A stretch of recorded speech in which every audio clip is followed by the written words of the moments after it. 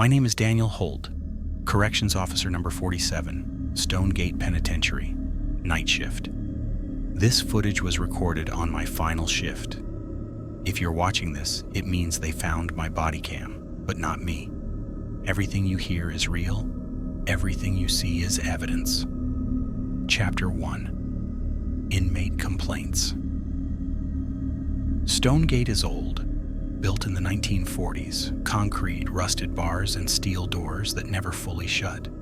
For months, inmates in Block D filed the same complaint. Scratching in the walls, footsteps in empty cells, whispering through the vents. Administration said it was animals. Maintenance said it was old plumbing. But every inmate drew the same thing on their forms. A figure, tall, twisted, crawling through the walls.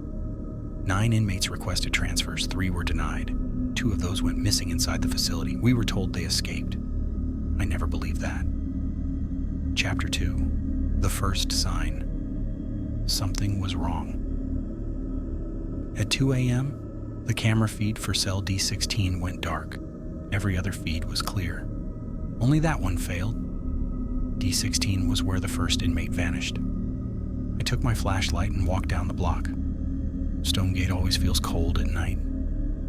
But this time the air felt wrong, like it was moving without a breeze.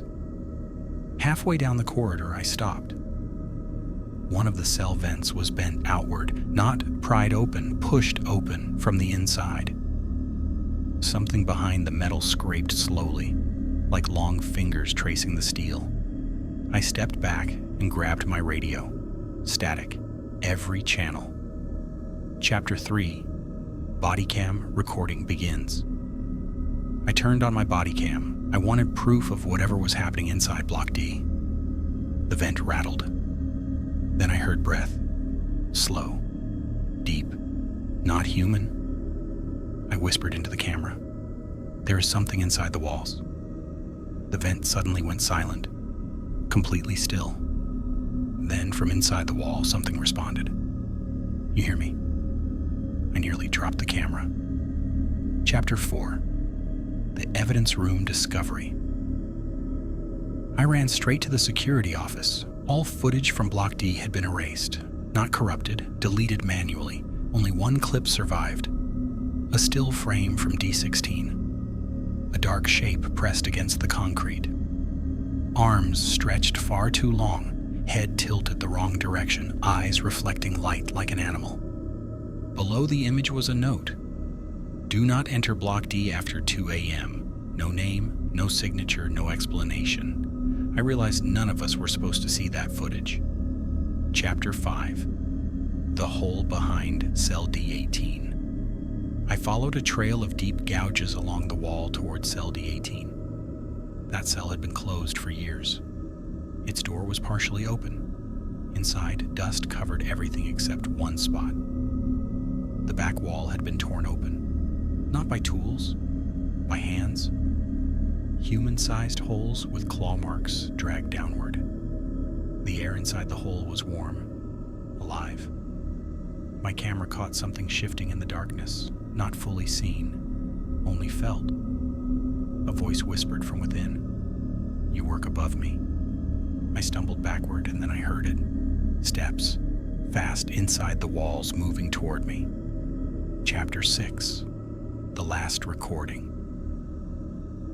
My body cam footage captured the rest, crawling above me, across the ceiling, under the floor. Every surface vibrated as something hunted from inside the structure. Dust rained down. Bars shook. I ran down the corridor as the lights exploded overhead, each bulb bursting in a straight line, like something was chasing me on the ceiling beams. I reached the exit, but the steel door slammed shut. Outside, something pressed its face to the small window, watching, breathing slow, heavy. "You sleep above me now." The lock clicked, on its own. I fled toward the control room. The footage ends with a scream and the sound of tearing metal. That was the last moment anyone saw me. Chapter 7.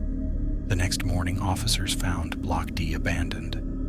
No sign of Daniel Holt, only his damaged body cam lying beside cell D18. Investigators found fresh scratch marks across the entire block, deep grooves carved into the concrete walls, all pointing toward one message etched into the floor. You hear me? Block D is now sealed. Administration denies all allegations, but officers working the night shift report strange noises inside the walls, footsteps, breathing, whispering. Some say the thing that lived beneath Block D is still there. Others believe it followed Daniel into the building above. No one has opened cell D18 since.